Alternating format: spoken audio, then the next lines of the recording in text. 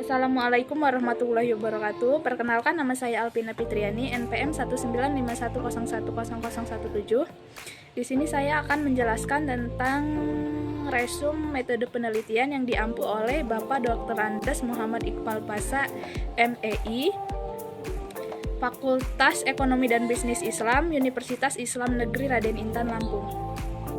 Apa itu metode penelitian? Metode penelitian adalah suatu metode atau cara tertentu yang dipilih secara spesifik untuk memecahkan masalah yang dilakukan pada suatu penelitian.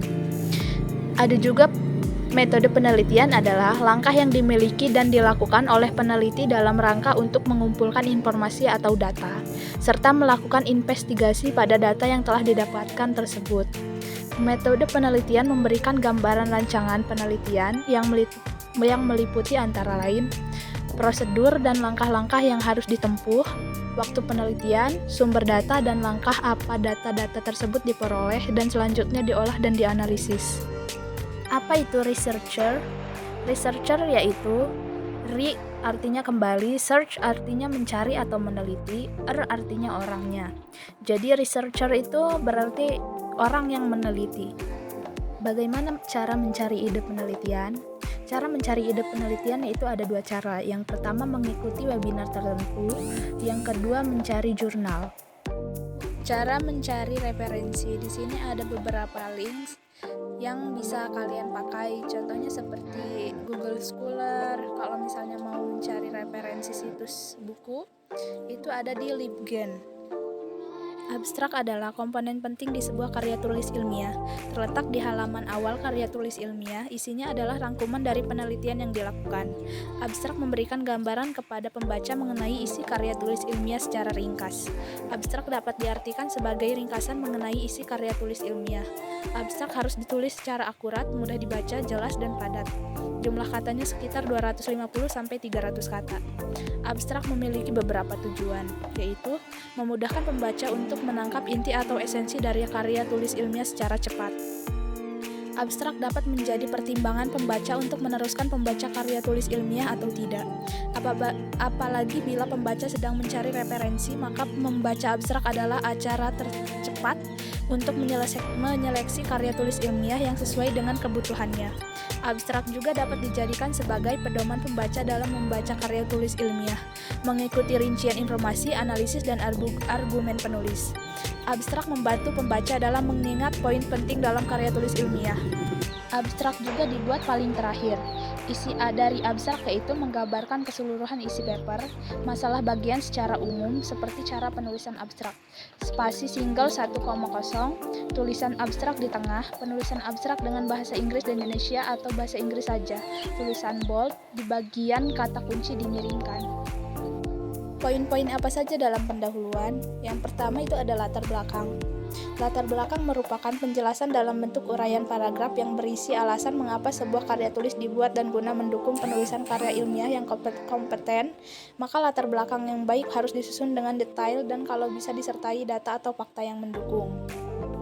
Berdasarkan pengertiannya, latar belakang adalah penjelasan singkat mengenai topik atau objek penelitian, serta penjabaran alasan topik yang dipilih penting untuk dibahas. Research gap, atau perbedaan pendapat dari penelitian sebelumnya. Perbedaannya antara lain, yang pertama teori dan praktek, yang kedua perbedaan hasil penelitian terdahulu. Contohnya seperti Rahma 2021 menyatakan bahwa minat investasi di masa pandemi menurun drastis. Itu biasanya dicarinya di abstrak dan kesimpulan dari penelitian yang relevan. Berbeda dengan penelitian sebelumnya, Kurniawan 2021 menyatakan bahwa pada masa pandemi, disitulah saatnya investor sejati menanamkan modal di saham yang berpotensi berkembang.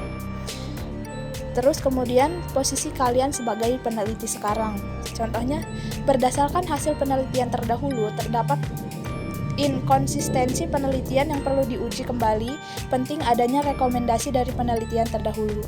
Berdasarkan rekomendasi Agung 2021, diperlukan penelitian lebih lanjut dalam konteks dari mana dapatnya, seperti kesimpulan dan saran, serta apa perbedaan penelitian kita dengan yang lain. Misalnya, penelitian terdahulu memakai variabel A, B, dan C. Kita memakai variabel B, C, dan D. Isi pendahuluan itu ada permasalahan, tujuan, data, fenomena, data grafik, gap research, perbedaan teori dan praktek, perbedaan hasil penelitian terdahulu, rekomendasi dari penelitian terdahulu, dan kemukakan alasan singkat. Cara mengupload jurnal untuk publish. Yang pertama, lihat database dan lihat ada email atau WA-nya. Kedua, cek akreditasinya. Yang ketiga, lihat terlebih dahulu jadwal upload di bulan Oktober, yaitu Sinta 4. Chat atau email dan minta persetujuan untuk mempublish. Yang keempat, klik link yang tertera di database sesuai jadwal. Verifikasi email lalu registrasi terlebih dahulu, setelah itu login.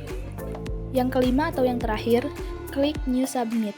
Isi data dan checklist semua dan save and continue. Upload file, klik artikel teks lalu upload, klik continue. Lalu continue lagi. Add kontributor atau isi data dan save. Dan penulis berhak menjadi nama pertama.